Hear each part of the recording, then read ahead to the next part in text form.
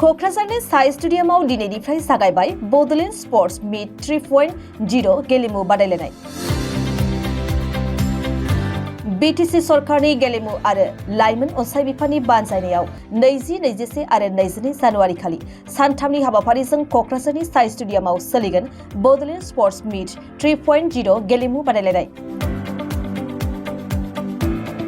क'क्राझार, चिरां, बाक्सा, अदालगुरि आरो तामुलपुर जिल्लानि खमैबो 1200 लाइमोन गेलेगिरिफ्रा बे गेलेमु बादायलायनायाव बाहागो लाफैदों।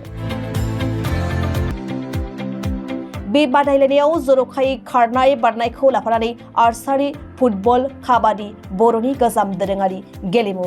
पारा स्पर्ट्स आरो भलिबल बादायलायहोनाय जागोन। दिनै बिटिआरनि गाहाय मावफुं सोद्रोमा प्रमद बर'आ बड'फा उपेन्द्रनाथ ब्रह्मनि सावगारि आरो गेदेमा गेलेमु गायसनगिरि आयं सानकय ब्रह्मनि सावगारियाव मान बावनायनि उनाव गोजोननि थाखाय फारौ बिरहोनानै दिनैनिफ्राय जागायनाय बे बड'लेण्ड स्पर्ट्स मीट 3.0 गेलेमु बादायलायनायखौ बेखेवनानै होयो। आलासि बिथांमोनखौ जोङो 2022 मायथाइयाव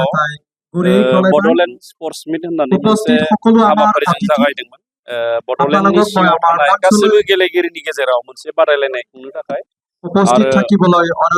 बादायलायोबासो जिहेथु जों जौगायो, दा बेखायनो बे मोनसे हाबाफारिखौ जों लानाय जादोंमोन आरो बेखौ खुङै खुङै देग्लाय थामथि खेबखौबो जोङो क'क्राझारनि बे साइ स्टेडियामाव खुंनाय जादों आरो बेयाव बिटिआरनि गासै 9 जिल्ला अदालगुरि, भेरगाव, तामुलपुर, बाक्सा, चिरां आरो क'क्राझार आरो बिनि अनगायैबो जोंहा बिटिआर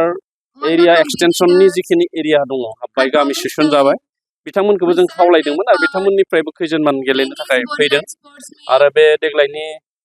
थामथि खेबनि बड'लेण्ड स्पर्ट्स मीटआव जोङो फुटबल, भलिबल, काबादि, एथलेटिक्स, आर्चारि बेफोरखौ जों सोनाय जादों आरो बिनि अनगायैबो थांनाय बोसोरनिफ्राय जोङो पारा स्पर्ट्सखौबो जों सोफानाय जादों। बिथांमोननि बायदि बायदि गेलेनाय थागोन। जायखिजाया नैबे थामथि खेब बे बड'लेण्ड स्पर्ट्स मीटआव 1200निबो बारा गेलेगिरिया बाहागो लादों आरो बे बाहागो लानानै बिथांमोना जाफुंहोगोन आरो दिनैनि बे बेखेवजेननाय हाबाफारिया बिटिआरनि गाहाय खुंगिरि मुस्रि प्रमद बर' बिथाङा बेखेवनानै होलांबाय आरो बिथाङा बेखेवनायनि गेजेरजों मोननै गोनांथार जोंनि बड'लेण्डनि गासिबो गेलेगिरि आरो गेलेनायखौ सामलायगिरि बिथांमोननि थाखाय मोजांनि थाखाय मोननै गेदेरथार फोसावनानै गालांदों। मोनसेया जाबाय जोङो बोसोरै स्पर्ट्स डिपार्टमेन्टनिफ्राय नेसनेल बा इन्टारनेसनेल गेमाव जायफ्रा मेडेल मोनो बिथांमोननो जोङो रांखान्थि अनसुंथाइ होयोमोन आरो बेखौ जोङो रावनिबो सुबुंनि मुङाव दोननाय जायाखैमोन आरो बेखौ जोङो बड'लेण्डनि सासे गागि सुबुं जाय लिरनाय, हारिमु, गेलेनाय गासैयावबो बिहोमा गोनां आयं होननानै जों बयबो गाबज्रियो बिथांखौ सानिक्य ब्रह्म बिथांनि मुङै बे इनसेन्टिभ केस एवार्डखौ जोङो होनाय जागोन आरो बिनि उनाव गिबि फेस हिसाबै क'क्राझार आरो बाक्सायाव गेलेगिरिफोरा थानानै गेलेनो स्पर्ट्स हस्टेल जोङो गंनै बानायनायनि थाखाय बिथाङा फोसावदों। बेयाव मोनसे हस्टेलाव 500 गेलेगिरिफ्रा थानो हागोन आरो बे जुदि जायोब्ला गोबां गेलेगिरिफ्रा आरो खेला खुंनो थाखाय जोङो गोबां